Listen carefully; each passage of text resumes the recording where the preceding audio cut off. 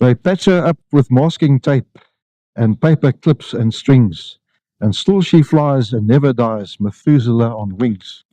I'm talking here about the DC-3 in front of us, which first flew on the 17th of December 1935. And as you know, December 2025 will be 90 years away. In 1985, we did commemorate the 50th anniversary of the DC-3, and a group of us was in a fly past there, and I led one of the sections. Now, this aircraft is DAC 6850, which was from Sudan Airways. The original 6850 was a photographic Dakota, and it had two-stage blowers in, and instead of just being able to boost the engines, you could provide extra power and go up to about 20,000 feet for photography.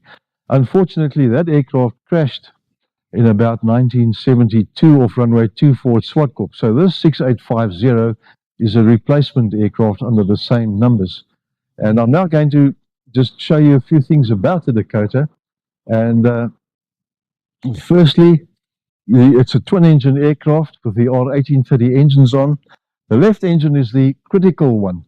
And should you have to do a crash landing or do a wheels-up landing, the pilot himself in that seat must exit there, because that propeller blade will come off and go into the cockpit. And this happened in a recent accident where the Dakota had to force land near Lanseria, and that propeller actually went through the paneling there where the pilot's seat was, and also damaged the some of the seats in the back of the aeroplane. So that's one of the dangers of this aeroplane, as it is hidden.